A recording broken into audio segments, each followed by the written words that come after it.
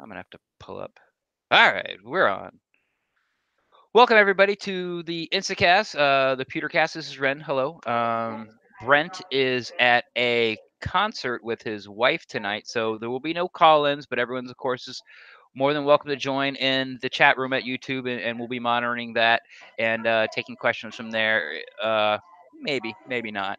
But you heard me say we, so I've brought in what we all like to say besides himself. Do you even like that name? Do you like being called the godfather of Buccaneers podcasting? Of course, I'm talking about old school Derek Fournier, who's now on via live location from Virginia. Yes, well, thank you for having me. I don't like or dislike the name. It's very kind for the folks who say it. I think it really just speaks to the fact that I'm old and have been doing it for a long time. But no, it's Longer than iPhones. uh, that's probably true, isn't it? It is true. Holy cow! Yeah, But yeah, we actually went back and looked. You've been podcast about Buccaneers football longer than the iPhone has existed.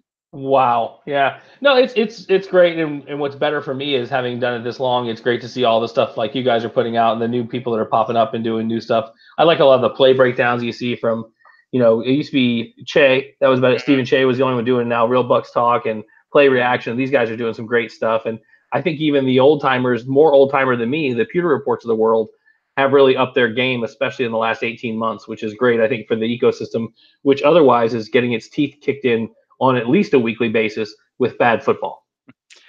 Yeah, so let's talk about bad football. Our Buccaneers Well, go it's up and play. fortunate that we want to do that, given the fact that we're talking about the Buccaneers.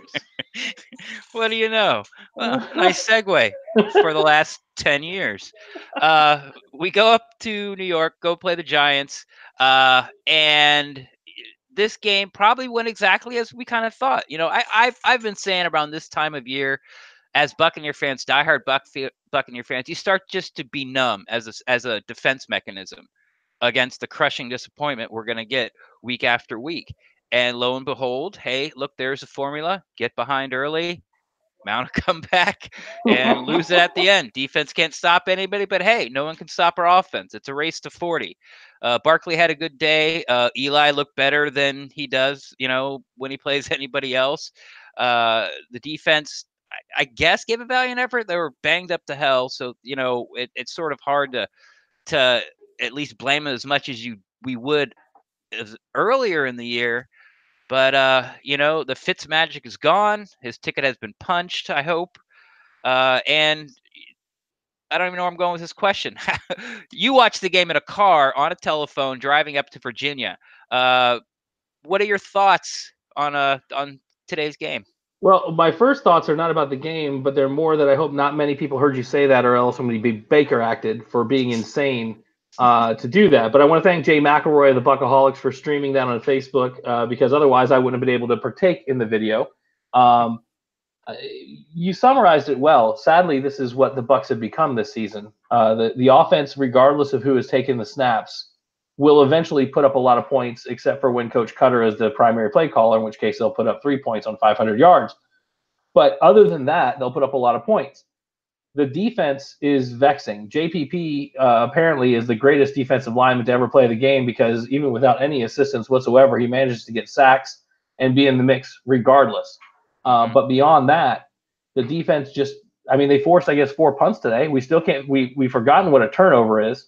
So we're not getting any extra possessions really to speak of. But, up until the halftime, I sit there going, God, we had possession and we gave it away right at the end of the, towards the end of the half. Mm-hmm. But we were on schedule. Somehow, after as bad as the first half had been, we were on schedule to get the ball and have a chance to take the lead, more or less. If we had done what we should have done at the end of the first half. And Au that contraire, my friends. just when you think nobody expects this finishing position, yeah, all of a sudden everything goes sideways again, and we find new and exciting ways to give away points and cause our fans pain and anguish. Uh, but we did set up the dramatic return of Jameis Winston, much to the happiness of 41.6% of the fan base and to the chagrin of 38.7% of the fan base. I don't know. But that, of course, then detracted from the game because they were just too busy pointing at each other and calling themselves names. This is true. I was actually out at a local watering hole, and there was decisive groans and cheers uh, when Jameis Winston came into the game. But let's talk about Jameis Winston. I mean, we're not going to go back and sort of talk about everything about him this year or as a rookie or has he learned and his turnovers, blah, blah, blah. But just today, just in that quarter and a half that he got to play, he looked like preseason Jameis to me. He was sharp. No, I thought he looked good. I think that by contrast, he looked exceptional. Fitz did not have one of his better games today. From the basic things like trying to throw a football and having it not be in his hand, that's a little awkward for a quarterback. I read that that's not ideal. New To club record. to to missing some open receivers, and what's confusing to me is the offense that the Bucs trotted out in those first 2 weeks. Just before the stay humble thing, which really we should have seen as the sign of the Buccaneers apocalypse that it was, is not the same offense we have run since Pittsburgh. It's changed significantly, and that was really the offense that Fitz did well in, and he hasn't been able to recapture it really since then. Now, that's not saying that the offense has been the problem with Fitz. Fitz is what Fitz is. Fitz is going to be moments of joy and moments of despair. Sadly, today we got the moments of despair stacked up in 3 interceptions and a big kick in the groin. But then Jameis came in, and like you said, he was decisive. He delivered accurate throws in most of the cases. He hit a deep ball, which of course people don't think he can do, which was nice. And even and you and I were chatting a little bit before the podcast. There were a couple of times where the fans were groaning about what he did, where what he did was hit a receiver in the hands with a football, and then the receiver like dropped it or punched it up in the air or whatever, and it was almost an interception. And you're like, I'm not sure I'm blaming the quarterback on that one, right? Maybe the receiver didn't expect to receive the pass, but I'm pretty sure they should expect that given the fact that they're a skill position receiver and they're downfield. Like that's kind of what they're there for. So I thought he looked good. I was happy to see it. You know that I'm a Jameis guy. I think that he's a hell of a young man, and I think he's got a hell of a future. I just thought that his future was no longer going to be in Tampa after they pulled him in Cincinnati. Yeah, honestly, I was a bit shocked. I was a bit shocked that you went there so quickly. But first, I would like to thank Buccaneer fandom to pulling off the miracle feat of actually getting Derek to hear you somewhere around the Virginia state line, driving at 70 miles per hour about Jameis Winston coming in and throwing passes. I mean, that is a feat. Like you reached old school. You found him.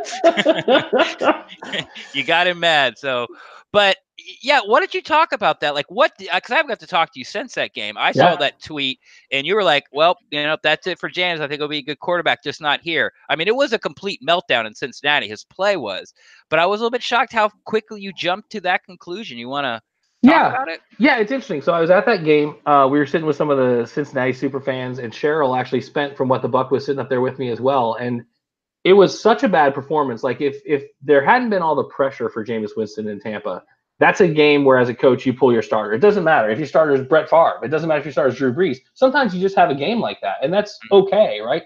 And what you do is you try and stop the bleeding. Like get him out, don't get him injured, let him come back fresh the next time. But with all of the pressure that had mounted from the end of the contract term to the off-field stuff to all the speculation, there was so much of that had bubbled up that you could tell that hook was slow, right? That hook was just being delayed because when you make that switch back and you've got the guy in the wings, like the most popular guy on every team is always the backup quarterback. It doesn't help when the backup quarterback's throwing for 400 points and 40 yards or 400 yards and 40 points a week, right? You go back to that guy who has been embraced in certain ways, but then again, we've seen this crowd embrace Bruce Gradkowski and Mike Glennon in very similar ways. You can't go back there unless that's a one-way direction in my mind. It was one of those things where I thought Coach Cutter was thinking, listen, what I should do is pull him, but if I pull him, to put him back in would take something like an injury. Now, I don't think it's impossible they could have feigned an injury on Fitzpatrick. He's 742 years old, but he's also apparently made out of lead. And so instead what he did was he went out there and he threw 3 interceptions and looked like he was lost. So it wasn't really so much an indictment on Jameis because I think quarterbacks of all skill levels, especially in these sorts of situations, can have games like that. And that's why I said I think he'll be a very good quarterback in this league. I just didn't think that this coaching staff would be able to put him back in there. Now, you and I talked a little bit when he got back in there. What were we all hoping? Yeah, Please don't throw a pick. Whatever you do, man, I don't care. Like you could kick my dog on the way to the end zone. Just whatever you do, Jameis, do not throw a pick. do not Yeah. throw a pick. And he Yeah. tried. He tried. He did. He tried, and then that interesting touchdown where Mike Evans really kind of saved his bacon. Mm-hmm. But it's one of those things where I remember talking to someone at the Cincinnati game. As a Bucs fan, I talked a little bit on the podcast, the last podcast that I did. Um, I've seen this kid do things that I've just never seen a quarterback do in a Buccaneer uniform. Like, he got me very excited about the position again, which I hadn't been in a long time. And I think that can get better. And yes, I think that means you're going to deal some pain. But he's got so many weapons around him, right? There was for years, it was weapons for Winston. He's got the weapons now. Now the biggest problem we face, I think, if you look at the sort of gestalt, is this offensive line is porous, and that's probably being overly friendly as to what it is, because even the guys who have historically been sound have been unsound as of late, and that's a problem whether you're Ryan Fitzpatrick, Jameis Winston, or Brett Favre reincarnated. He's not really dead, but his career died years ago. So, But even though the offensive line has been a disappointment, and you can even probably say it for the past, I don't want to say handful, but at least past few years. ever since Warhop's been here, vaguely. I don't want to get into that yet. I don't want to get into correlation, maybe not causation, right? Okay. Well, are we gonna do Warhop bad offensive line, or are we gonna do Conti gets hurt, Bucs defense goes down? Hey, one of those things is clearly true. It's gotta be. It's gotta be. But I would like to talk about Peyton Barber. I thought he had one of his best games as a Buck, and you heard Dirk Cutter, but I don't know if you've heard, but Dirk Cutter said in his after game presser that he think Peyton Barber's having a very solid year for the amount of touches he's getting, and he got a few more touches, and we saw what he can do is sort of taking the pressure off the quarterback, and just being, he's no Gurley, and you could probably run 7 or 8 backs off there when he played today that he's not. But once again, we were talking, off air earlier that he actually had a better yards per average than Barkley, who had an amazing game. So, Peyton Barber showed up. How do you think the offensive line did for him today? I think the offensive line was a little bit better in run blocking today, which is good because they've been terrible in general. Peyton made some of those yards. One of the big runs was that one where he bounced around the outside where the Giants really sold out to the middle. They were able to collapse the outside edge. I think that was the 25 or a 30-yard clip, which is good. That certainly helps your average. But that said, they weren't all like that, right? I mean, the offensive line was giving us some holes in the middle. Peyton Barber is, and I've said this for a long time, you've said something very similar. I think he's earned his gram, right? He's going to get out there and do everything you ask him to do. He's going to do it 100% effort. You saw it in the I think it was a Washington game where there were 3 or 4 plays where everyone thought he was down. The referees are going to line people up, and he's still running because no one got him on the ground. So I'm happy to see Peyton do that. As far as the number of touches, that's a byproduct of what the defense is giving you and what the Bucs saw today. And I haven't been able to go back and watch it on all 22, but watching it in my incredibly high def and large screen, nice. It did look as though they were a lot of 2 deep coverage. And when you don't have that extra safety down, which the Bucs have faced a lot this year, you should be able to run more often. And that's good that Coach Monken or whoever calls the plays, because to be honest, I think that right now we've got a Katunkin or Mutter play calling thing going on. Mutter is probably far better. I think you should go ahead and grab that one and coin it and Mutter. Mutter. Hashtag muttered. 35 points by Mutter this weekend. I like it the more it rolls off the tongue. It does. But I think that when you get that opportunity, you got to take advantage of it, and that's what they were able to do. And when you're able to do that, you're supposed to be able to use play action, which we didn't use as much of as I would have expected. Yeah, at one point watching the broadcast, at the watering hole, and I'm surrounded by Bucs fans, and they showed when was it? It was when the Bucs were down with Fitzpatrick, right before the halftime, right before he threw the pick. The camera showed a picture of Dirk Cutter, and he had the card, and his his little speaker thing was down. He was talking to it, and everyone's like, "I knew it! I knew it! I knew he wasn't giving up play calling." Because that was actually my question, and I'm going to ride this for a couple more days. That I didn't call in, but I texted into his weekly call-in show, asked a question. I didn't think Casey was going to ask it. She did, and Dirk answered and said Monken was going to call the plays. And then, all the beat reporters like throw out a tweet on it. So let's where should we go? I don't want to go to the defense yet. Let's stick with the offensive line. And this is what I keep hearing a lot of, and I'd be interested to hear your thoughts. We all know where the weak link is. Caleb Benenoch, right guard. Every Buck fan seems to think that since Kappa's not in there, or at least being activated, that he's not better than Benenoch. I'm under the thinking that since he's a Division III player, they're waiting till he can actually replace Benenoch in the starting lineup, and I think Benenoch's going to go straight to inactive. Where are you on Alex Kappa's possible development? Do you think he's behind where he'd like to be? Where do you fall down on Alex Kappa right now? 8-9 games into the season.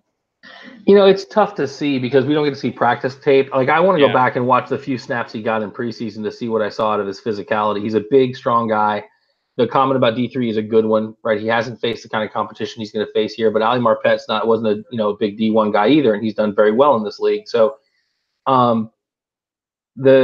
sometimes in the absence of that data, you have to use the data you do have, and the data we do have is that Caleb Benenoch may be a great guy. He may, be nice to small children and pet puppies, but he is an absolutely terrible right guard in the Professional Football League. Now, Evan Smith, who is only 2 years younger, I think, than Brett Favre, based on what I called him out as being old the other day, is literally having his entire hips rebuilt as we speak. And he was good enough to press Caleb Benenoch. And I think he's only about 20 pounds heavier than you are at this point in his career. So right guard is clearly a problem. How we never were able to get anything even close to serviceable into that right guard position is beyond me. And it was last year, it was the same crap. It was just different shuttling, right? We were moving people around in the guard position on the left side because we had moved Ali to center, and then we had Sweezy over there who was terrible, but hey, it was okay. This is the part that has driven me crazy. The offensive line guys I've spoken to, Ali specifically, love Coach Warhop. They genuinely love the guy, and people in the league love him. He knows the game. The proof is in the pudding. Right. And now that's a dangerous thing to say, especially with coaches, because Brenson Buckner, who I think is a great coach, the proof of his pudding is a big pile of dog shit right now, with the exception of JPP. But that doesn't mean I want to wash Buckner out because the D line hasn't produced this season. But Warhop has had a long enough period of time. He's been able to influence the GM. Like if he had gone and hammered his Warhop's 99 Theses to the door at One Buck Place, and like, give me a fat guy who can block. Like, you'd think they would have gone and got one. But I would give Kappa a shot. But then again, if they see him out there and he's a bigger slappy than Caleb Benenoch is, then they're protecting us from even more pain. They're protecting us from Gosder Cherilus in Dallas, last season, where it would have been better to have a damn traffic cone out there. So well, that guy got busted for PEDs. So I mean, he was cheating. That said, even without PEDs, Gosder, God love him. If you can't move your feet, that's a problem out there on an island. But fortunately, Benenoch has shown us that not being able to move your feet is also a problem when you're not on an island, when you're a guard. Yeah, how does that even work? How they put you in a phone booth and somehow people still get by you? The fact that they haven't put a GoPro on this guy, because he gets the best views of every sack, major blow up.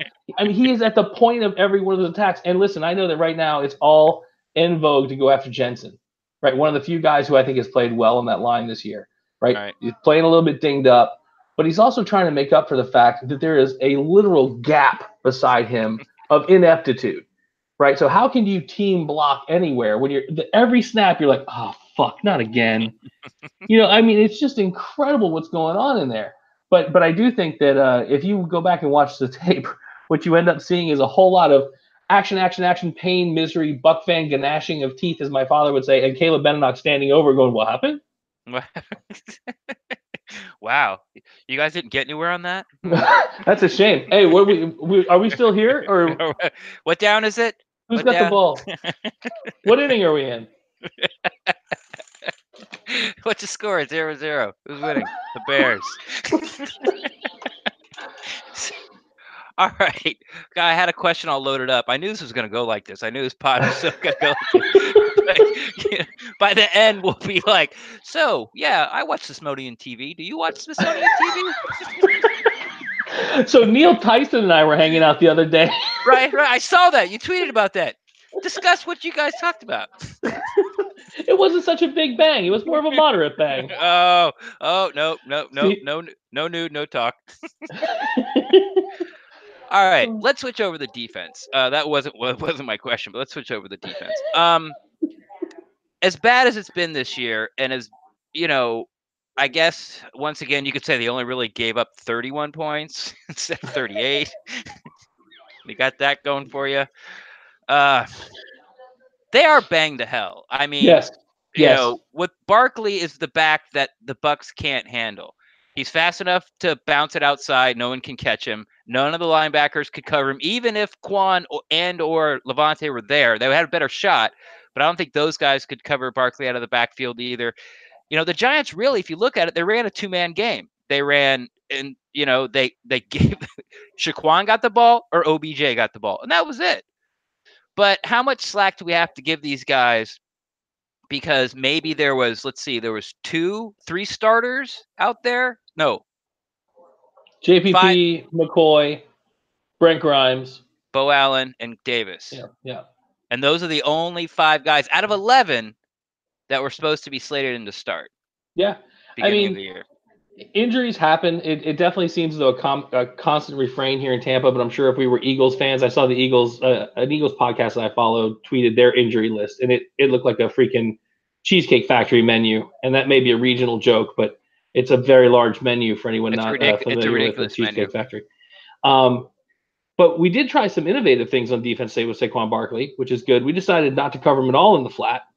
Touchdown. That was a smart move. So we figured since we can't cover him anyway, what we'll do is we'll double someone, not him, maybe. And maybe Eli won't see him. That's a bold move, Cotton. So maybe Eli won't see him. Jesus Christ. Yeah, if he doesn't see a Buccaneer jersey going over there, he'll just assume that Barkley blew his assignment and is not where he's supposed to be. He can't possibly be that open, right? No, there's no one going over there to get him. Why would Barkley be over there? So that didn't work. No, now we know, and knowing is half the battle, as G.I. Joe taught us. So we adjusted and decided to just cover him poorly later, which was a better approach. I think in general we can all agree that was better.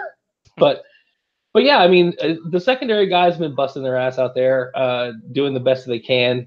Young guys are getting good burn, which is good for us in 4 years. If we don't cut them like guys like McDougald, who we've grown up and fostered and then let go off elsewhere to become top 5 players in their positions.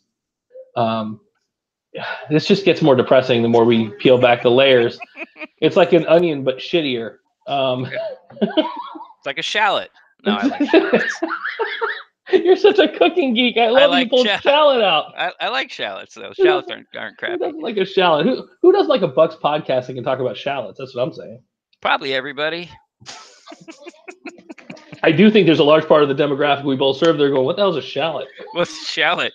Well, Cook's like, what's a shallot? Like I was so amazed, and it was on your show, and I don't remember when it was, but it was the first time I ever tried goat cheese. He was like, it's not bad, and like Cook's like pushing 50, and he's never had goat cheese in his life, and I'm just like, and I'm pretty sure he grew up with goats. Like, I mean, how do you not even stumble into goat dairy at that point? Like, growing up in Central Florida, goat milk fudge was a thing. You didn't think they made cheese out of it? When I was at training camp, one of the 2 days I got to be there, and for the listeners, welcome to our private conversation.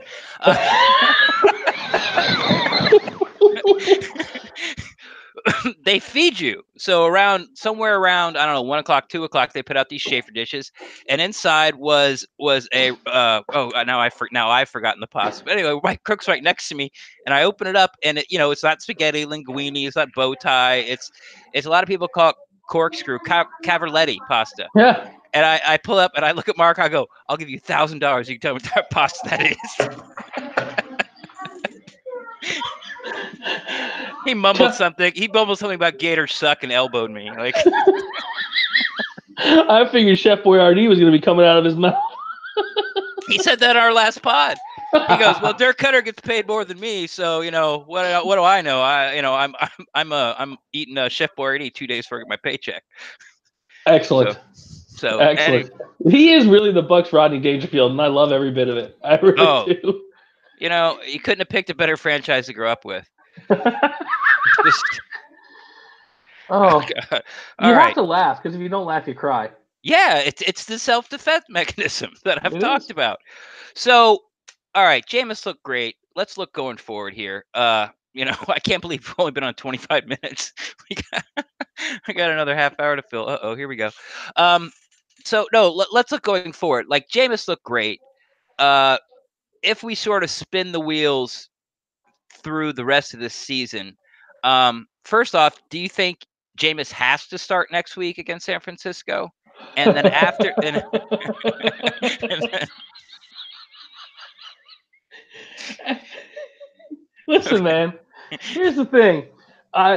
Coach Cutter has not given a crap what anyone thought about him for quite some time, and this in is true. some ways, I have to respect that a little bit. I don't care for his gruff demeanor at some points because I think you have to actually be successful at some level before you can do that successfully. But he doesn't think that, and so hats off to him. So normally, under normal circumstances, I would say without a doubt, um, yes, there's no way that you go back to Ryan Fitzpatrick. That is an impossible thing. In fact, I think even keeping him on the roster at this point may not make any sense. Like free the spot, right? Let's see someone else play. Um, and not because I think Ryan's a bad guy. He is exactly the bill of goods that we were sold, Hmm. right? But at this point, we need to see Ryan Griffin. If something bad goes on, we need to see if Ryan Griffin is worth even having. You know, um, but Dirk Cutter, he's cagey. He's crafty. You just don't know what he's going to do, right? Slow to change. Slow to change. But if I were a gambling man, which I am not, and if I knew anything about the Bucs, which was clearly evident by my ignoring the Lovie Smith era, um, I would say that Jameis Winston's your starter for the rest of the season, barring an injury. And how do you think that will work out for? Like, are you on the bandwagon that Cutter's gone? Like, no matter what. Yeah, Okay. yeah. We can agree on that. Even if you like him, don't like him, want him to stay, don't want him to stay, can spin a narrative that hey, if this happens, it's not really his fault. The offense is scoring. It's his half of the Listen, ball's doing it. there's a good argument that could be made, right? But this Hmm. goes back to the argument that I tried to make, I don't know, 16 coaches ago or something. 3 years, those small contracts are insufficient. Now, I don't think 10 years is the right call, though I think they may be crazy like a fox out there in Oakland. Um, but I think you've got to be able to weather some shit like this because they have assembled an offense that even though we pretty much play like 7-on-7 offense right now because the quarterbacks only get about 3 seconds to make up their mind. Hmm. Um, it give them another couple of years with some talent on defense if they can continue to afford it. So if our capologists are worth a shit and we can keep this team together, I mean, Mike Evans isn't slowing down, Mm-mm. right? Deshaun Jackson's a mercenary. We knew that. And that's not even necessarily pejorative, right? I mean, he generally does what he's supposed to do. He looks like he loafs a little bit. I know the fans are all up in arms saying he should have gone up harder for that pass today or whatever. But you take that out of it. When the guy gets the ball in his hands, he's out there trying to get to the end zone. There's no doubt about it. But with Godwin, with Hump doing what Hump does, right? I mean, you've got a lot of talent there. OJ Howard is a freak. OJ Howard will be a top 2 tight end in this league, right? For a In the decade. next, without question, he stays Yeah. healthy. There is no limit to what this guy can do. Hmm. So you could make an argument that even though I don't like his demeanor, the guy has, collaboratively assembled a very stout offense. I don't think that's the way today's NFL works, and certainly not how our particular franchise works. I think that he is dead man walking. All right. Excuse me. Sorry, everybody. Okay, so I agree, and I think no matter what you would like to spin, like you said, traditionally, that's just not the way it works. So how do you think Jameis? Well, let me back this up. I think the more that Fitzpatrick played, no, I'll back it up even further because this is something I wanted. This was the question. The He found question it. before we went off the rails about 10 minutes ago. Okay. Um, Fitzpatrick has that bad game against Washington, 4 turnovers, 3 interceptions, 1 fumble, and everyone thought, okay, we got to go back to Jameis. Okay, like Fitzpatrick has proven that he's not who He's not the first 2 games Fitzpatrick, or even the first 3 games Fitzpatrick. He is Ryan Fitzpatrick. And Cutter came out and didn't go back to him. Now, at first I was like, this is ridiculous. Then I started to think about it, think about all the things that Jameis has gone through, new wife, being accused, almost kicked out of the league. Basically, the NFL released a letter saying if you do anything like this one more time, we can kick you out of the league. Getting married, having a baby. The guy that took your job broke NFL records for 400 yards 3 games in a row, and then you get thrown in 40 points down in Chicago. And then with all this sort of melting down, and now I want Jameis to go back, but Cutter stood his ground and maybe really hammered the point home for Jameis. It was bad for this season and for the team and for that game, which was this game. But overall in Jameis's career, I think that was really the right move. Not running back to Jameis right away when the first sign of the offense faltered. Yeah, that long term play, I think, is an argument that could very well be made. And this gets awkward, right? Because fans have a right to be upset, right? Mm-hmm. We've been dealing with this for a long time. We pay the money to go to the games. We buy the jerseys. A lot of people take a lot of self worth from this, right? I get it. But I think your point's a good one. I think that regardless of whether it's here or another team, this experience will make Jameis a better player. Mm-hmm. So whoever Jameis plays for, that team will be better as a result of it. So if you believe it's going to be here, then that painful thing that was done may have been the right thing to do. And it sucks to have to give up games when you look at it again, because here we are again at the end of the season looking back going, if not for one possession in most of these games, this whole record is flipped, and all of the misery, pain, exasperation, gnashing of teeth, as I said earlier, banging on desk is not happening, right? You look at the 2 other teams in the South dropping these games, and all of a sudden, just 2 games, and it's a totally different thing. We got a chance, guys. Mm-hmm. It's time for the magic to happen. Now, I don't Fitz magic, but you know what I'm saying? Yeah, playoff magic. But that's the difference. That's how close. That's the game of inches that we happen to love. But no, I think you bring up a good point. You had to believe when Jameis was eligible to come back, it was a matter of time. He was he is the best quarterback on this roster. You can not like him all you want, but I think it's hard to look at his skill set and not think that he's the best, most talented quarterback overall on this roster. Just look at that touchdown pass to Hump. See, and what's funny is people are like, oh, Hump saved an interception. No, he didn't. Hump just caught a pass that was drilled into his chest plate after Jameis looked off coverage. It was a great throw. It was. Everything about that. It was a great play call. It was a great throw and a very good catch. It was good football. I know we're not used to it, so a lot of people are like, "What?" And they're rubbing their eyes. Something must have went wrong there. Hey, listen, man. I don't know what that was, but that's something. But that's like the throw to Mike, right? The 41-yard touchdown to Mike, 41-yard pass to Mike. Yeah, that's a hell of a throw. It's a good route. That might have been his best deep ball ever because Mike actually had to speed up to get to it. Yeah. There was no leaning back a little bit or having to turn around. Mike made it look ugly at the end by, sort of collapsing. Yeah, he wasn't dropping it. No. He sure as hell wasn't dropping it. But I mean, that was a perfect deep ball. I mean, absolutely perfect, where he actually had to sort of get up on his horse just a little bit and even get more separation and extension on that play.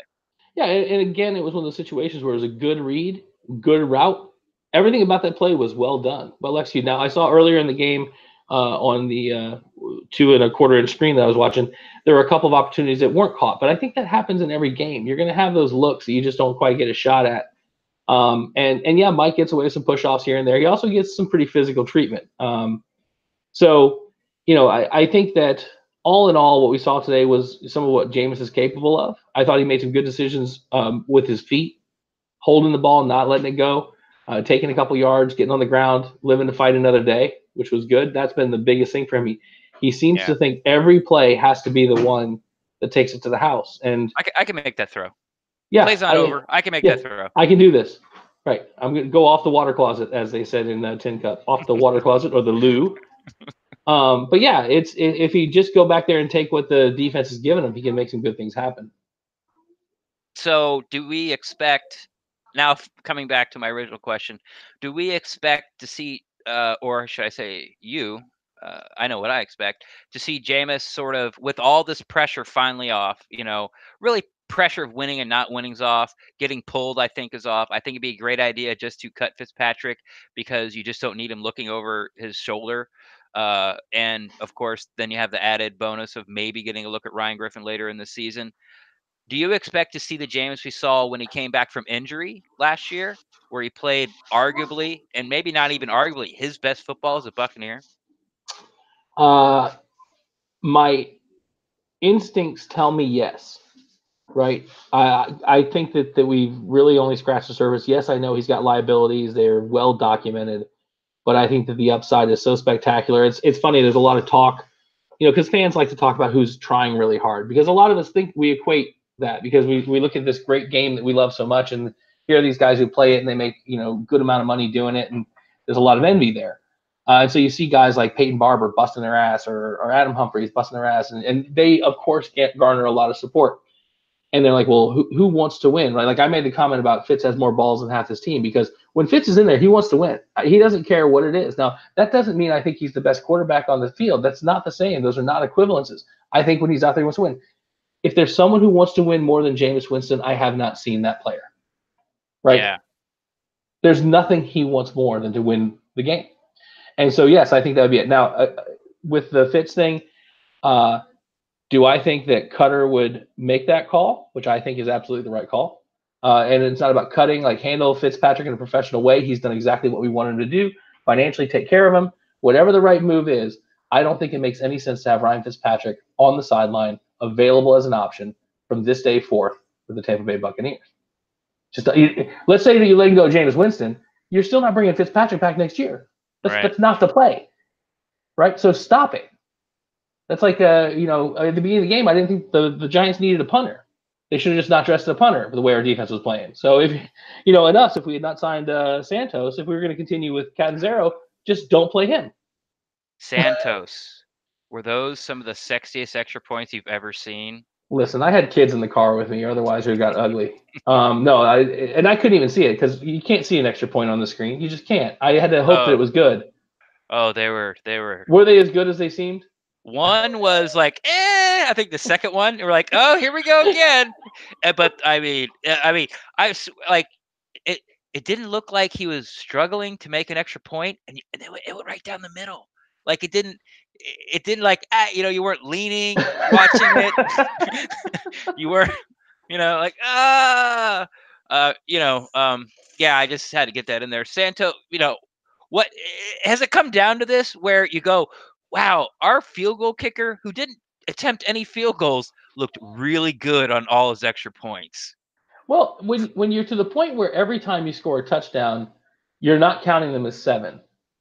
Oh, you're counting them as 6, right? And you're hoping for 7. Like, come on. I saw that mocked up jersey that made the rounds on Facebook. The name was Go 4 and the number was 2. I get it. So it's good to have a kicker that we can trust. Now realize that only lasts until the first time he misses a kick, right? And then he will bear the weight of every failed kicking experiment in Tampa Bay since Matt Bryant. It doesn't matter that he's only missed one kick at that point, right? And then he will understand the pain that has been Pat Murray, Cairo Santos, Catanzaro. Like he'll understand that pain. But for right now, knock on wood, I would have put him in for a 75-yard attempt today if we had gotten a shot at it. Give it a shot, kid. It's funny, we were sitting there and two things here. We were sitting there when the Bucs got the ball, we're down 7-0, we drive it down, we're on inside the 5, going for on 4th down. Before they decided to go for it, I start looking over, everyone's like, yeah, kick the field goal. Cheap, get his confidence up. Yeah. Get the points. No, not the points, get his confidence up. It's like make a layup. Yeah. It's like an old school, forgive the pun, it wasn't, extra point. It was like, this is a gimme, just get him in there. But we went for it, and then you know what they did? They ran a QB sneak behind Beninock. What? I forgot all about it. What? I have to see the all 22 because there's no way. There's no way in my heart of hearts I can believe that was the plan. It just can't be. It was Fitz's plan. It's impossible that he thought, you know what I'm gonna do? Nobody's gonna see this one coming. Well, we are the Buccaneers. We like trickery in the red zone.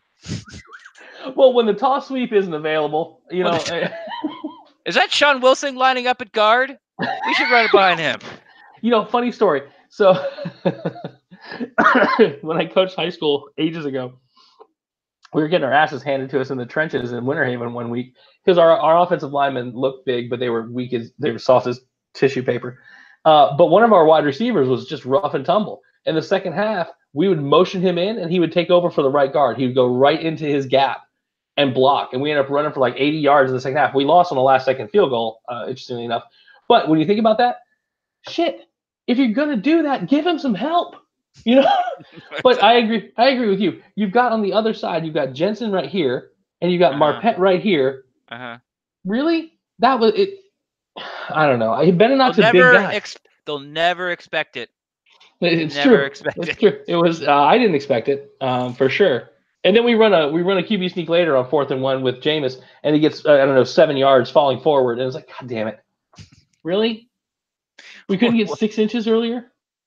Or one other time when before the Giants' last touchdown, I believe, they could have got a first down before they punched it in, and I look at the replay, and it's McCoy, and next to McCoy is Golston on goal line. No Vita. Not Vita. Not Vita. Not Vita Vea. And that was another one of those moments where I just, I'm looking for the camera where, I'm being spoofed. I'm waiting for Austin Kutcher to walk around the paneling to, but those things are so little, I would love to have a team where those things would actually make a difference. Yes. Or where you could actually like those were the things where you could like pick at and talk about all week long. But now it's just, I don't, you got to get 40. Like you have to. You got to go out there. You can't punt when if you've crossed the 50, go for it on 4th down, never punt. And if you're inside the red zone, don't kick it.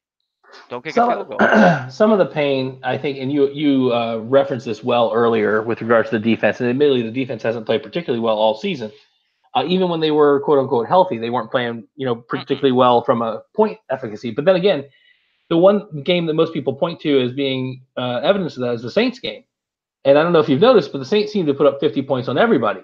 So using that as a litmus test for how good or bad our defense was week 1, I think is a bit of a challenge. But when you looked at the game today when a stop had to be had, and I couldn't tell on the tiny little players that were supposed to be Buccaneers on my phone who the linebacker was who was supposed to be covering the tight end on the 37-yard completion. Ingram? That was Bond. Yeah. Trailing. It was Bond? Okay. Yeah. I couldn't tell if it was Bond or Taylor. Not only trailing, but then loafing at the end of the play, which was a bit of a upsetting moment. Well, the safeties had him by then. They had him corralled. I love your delivery of that. They were going to get him. Yeah, Quan Alexander against the Falcons a couple of years ago was chasing Julio Jones in a similar situation, except for Julio Jones is a world-class wide receiver who was able to run faster than Quan Alexander, not a middle-grade tight end. And he was able to punch the ball out. And that caused something, Ren, I'm not sure if you're familiar with it because it's a relatively esoteric term here in Buccaneer territory. It's called a turnover. And I air bunny that. Like you get at the backry? It's tastier than that because we get the ball, right? After now, score. That's the fun part. They don't get to score. We get the ball. I know. It seems like it should be illegal. I do not. Yeah, exactly. It seems like cheating to me. Yes. Yeah. It's funny. When you give the other team 3 extra possessions a game and you lose by 1 score per game, I did some quick math, and even from Polk County, that don't add up. Or that dog won't hunt. It adds up. It adds up to L's. That's what it adds up to. Adds up to lots and lots of L's. All right, look, we're rounding down here. We're in our last little stretch, in our last 15 minutes here or so. I might cut it a little early. Is there something that you would like to talk about? Something you'd like to get off your chest? Maybe like you've seen around social media that you want to bring up and talk about, or the state of maybe Cutter's and Winston's relationship, maybe Jason Light, does he survive or not? Or, how do you, or maybe even like how you see, I know there's a lot of football left, but if you look at your crystal ball, like what the hell, first off, what the hell happened to this season again? Like what happened? It's funny because we started off talking about this season, and I was staunchly in the camp of I'm done buying the hype. I'm going to be the cynic. Mm-hmm. Prove it to me, right? Then I fly out to New Orleans and I watch that majesty, and I come back and I watch more majesty, and I got sucked right in to the magic that was going to be this season. I'm like, we're going to score 80 points a game. It doesn't matter how bad our defense is. Yes. We can't be. We are unstoppable as an offense. We are unstoppable. We are a juggernaut. We are.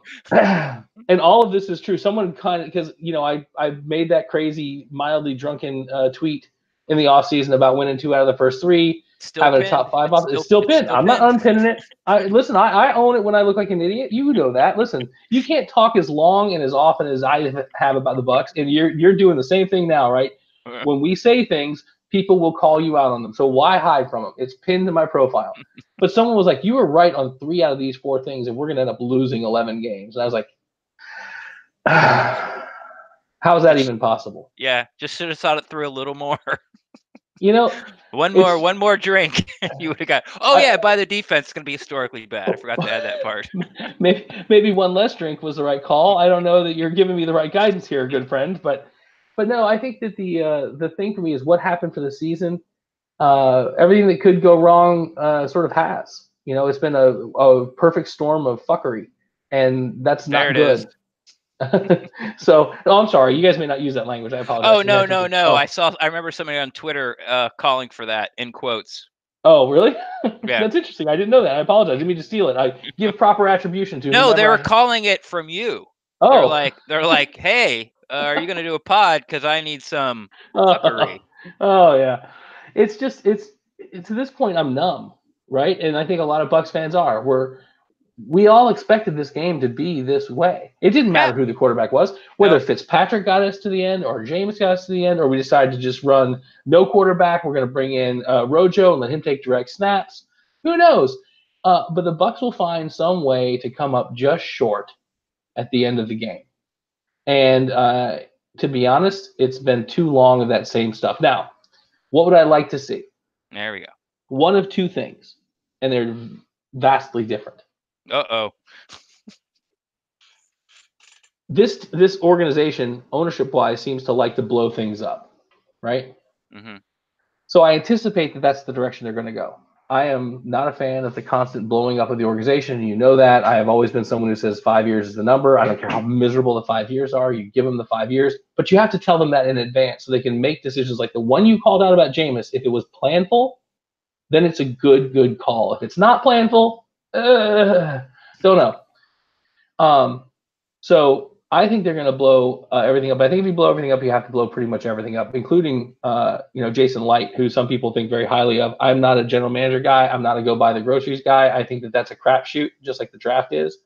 I think he's taken some good bets, but I think he's lost more than he's won. But I don't know that that's not true for every GM in the league, save anyone who runs the Patriots, because they seem to have a deal with the devil. The other thing they could do, and it would take some huge stones, is to not blow it up. And for the Glazers to come out and say, you know what, guys, we get it. You're all upset. You're all mad. We had a plan. Coach Cutter is part of this plan. Jason is part of this plan. Jameis is part of this plan. This is just year 3, right? We have a plan, and it takes longer than this. We hoped we were closer, but we're not. But we're staying the course. And I know that may make you unhappy, but tough shit, right? Because that's what it takes to build a winner. I don't know that they have that in them. If they do the first one, I think they should hire someone else to hire the coach. I've worked in the corporate. You have to hire the guy to hire the coach. Listen, I hear you, right? But you can go get a panel, right? So I have run a number of different companies. If I have someone who hires talent, who turns out to not be talent repeatedly, they no longer get to hire talent because they've proven they don't understand what it is. Now, your point is a good one. How do they hire that panel? Well, they hedge, right? And they get a panel, right? They retain a consulting firm. I don't care.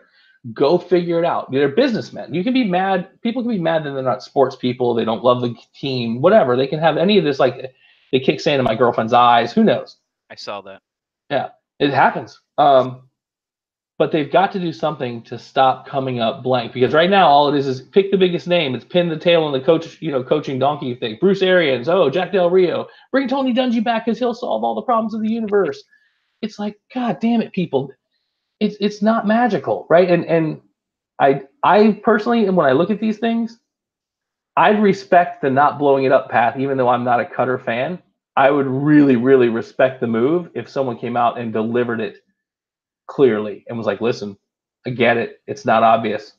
Sorry, we thought we'd be further along. Check back in 2 years.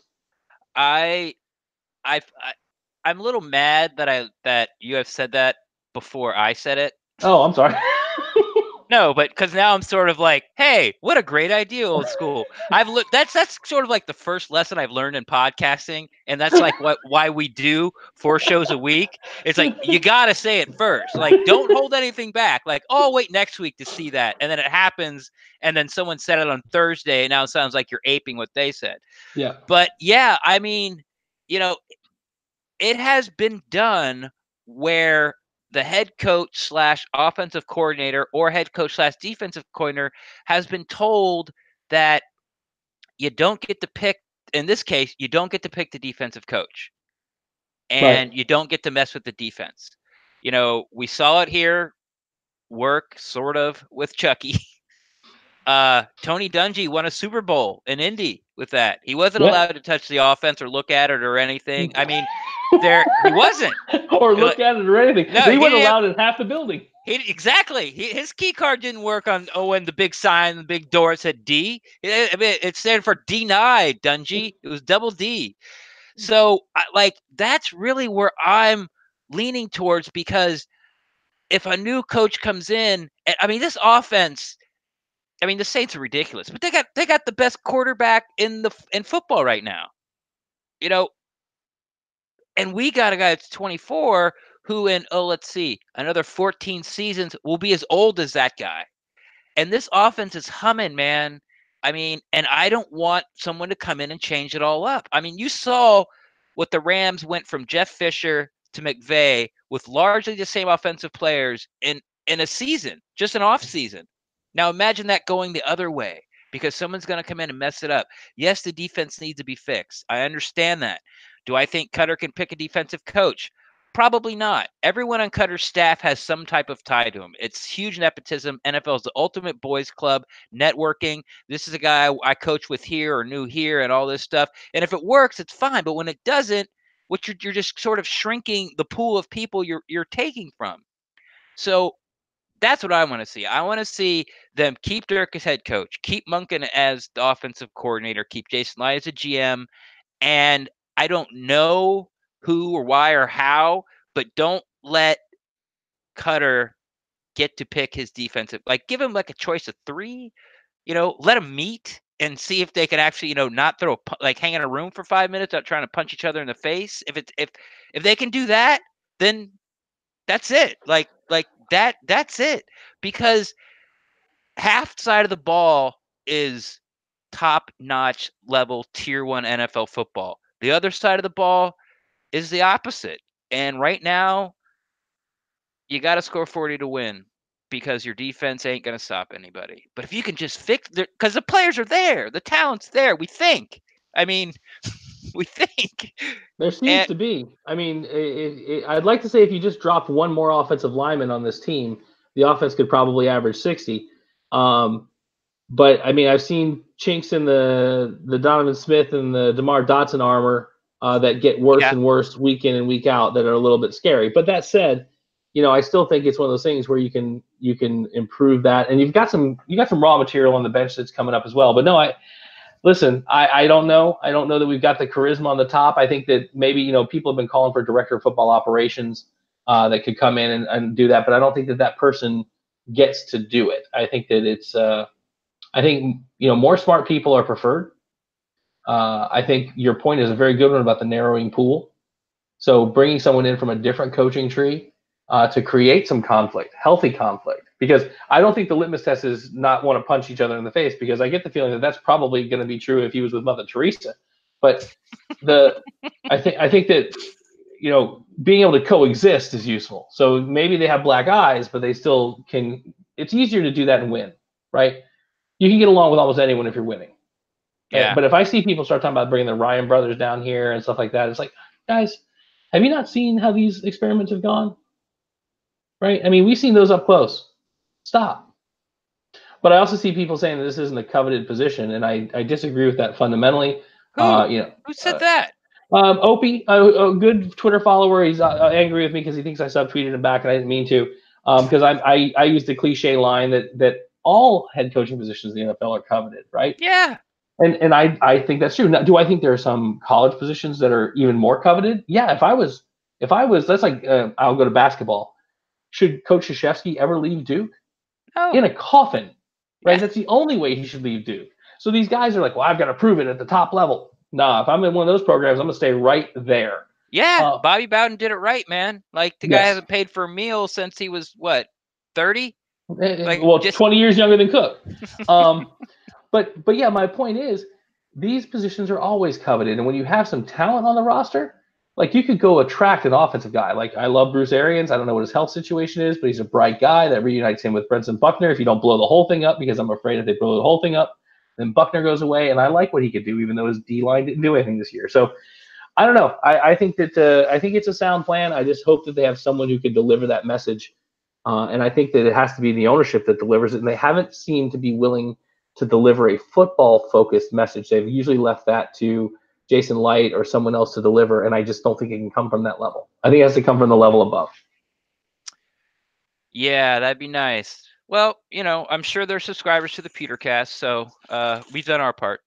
We have, and by the way, I'm always available to deliver those messages if anyone would like me to. So heads up to anyone named Glazier. You got my number. Holler at your boy. All right, and why don't you tell us who your boy is and where he can be found, and talk about your tailgate and of course the What the Buck charity and all the stuff you got going on or upcoming or what you're doing. Sure, we're pretty excited. We're actually coming up on our 100th consecutive home tailgate this coming week. So I'm driving back all day Saturday to be back for that game. So we're very excited about that. Over that span of time since we've been doing it with What the Buck, we got a couple of pieces of data that we're going to put out. But we're very fortunate that the city of Tampa and the visiting fans have trusted us with their game experience. And to be honest, it's been the only thing keeping us going to games for quite some time, because it sure as hell hasn't been the action on the field. So with regards to the website, Jason Delatorre, our editor in chief, has done a great job. Hinkle and Evan and those guys are putting out, I think, some great written content, because I've never done that, and they have, and I think that's been one of the changes this year, which is fantastic. I can't speak highly enough about the content they put out. The podcast continues to wane because of real life thing with me, so fortunately, I'm able to go on the up and coming podcasts like what you guys are doing. I think the world of what you and Brent are doing with your regularity and content consistency and level-headed approach, which is fantastic. So when I haven't been able to do it, being able to be in an ecosystem that allows me to still get out there and participate with people who I respect has been fantastic. So we'll do our podcast when we can. It won't be this week. I'm on vacation for this week. So I was really excited to be able to hop on here with you and talk about it, but we'll try and get it back going. But we're on whatthebuck.net. We're on all the social media platforms as well, and we love interacting with people most of the time. Heard that. I am Rendax. You can find me on Twitter at Rendax, REN_DAXT, DAXT. I am always down to talk Buccaneers football. And of course, at the Petercast on Twitter and all across social medias. And we do have an email address thepetercast@gmail.com. Brent, my co-host and founder and creator of the Petercast, once again was not be able to make it tonight, but of course we had the ultimate sub, the fifth man of the year award, coming off the bench for us, Derek Fourier. And thank you so much for taking, and thank your family as well. If anyone wants to know, that is not his kitchen with the beautiful starfish and the blue and white stripe that's supposed to look like faded wood. This isn't shiplap. So he's in Virginia at a beach house, vacation with your family. So thank them. Thank your wife. I met her last time I was over at your house, for letting you to come on here. Well, I guess not letting you, but maybe, I don't know. I'd Yeah, have for to. tolerating Yeah, it. There, I would definitely have to be let or tolerated coming out here. Anyway, Bucks fans, I hope that we got to talk a little bit. Sorry about no phone calls again. I hope it was enjoying for you. Enjoyable. There you go. That's the word. I almost told you at the beginning of the show not to use any SAT words. You slipped in like 3 of them, and I've learned like normally like if we're out somewhere, I'll go, okay, wait a minute, what does that mean? But now I just sit here and nod. I'm like, mm-hmm, mm-hmm. See, I actually make up some of them just to see if people check. Oh yeah. And No, what I don't. am I like That's 0 for that's 8? totally a lie. I don't. You should have used a big word for lie there. It's totally like a fabrication. Untravelable implementation. There. Exactly. Anyway, thanks Buck fans for joining us. I hope we helped what we could do for you here. Brent and I will be back Tuesday night. So if you want to send your emails about the game, we'll be there. Make sure they're in by Tuesday night because that's when we record when we get the shows out. And I guess that's it. Jameis Winston back at the helm, sailing the ship. That's it. Maybe. He hasn't No, announced it yet. he'll announce. Yeah. I'm not going to retract it. So It's Ryan Griffin, clearly RG4, baby. yeah, somebody was somebody was calling for him on Twitter after like Griffin's or Fitzpatrick's third interception. I saw on Twitter like RG4 time, RG4 time. I'm just like, I can't. This is why I got into podcasting, so I could actually find people that I could talk Bucks with, because I got tired going to the bar and the guy that stool next to me like, tackle somebody, you big dummy, and that's what I have to deal with, and I'm just like, God, like there's got to be somebody out there that I can have a conversation with. There isn't. All right, with that, good night, everybody. Good night, everybody.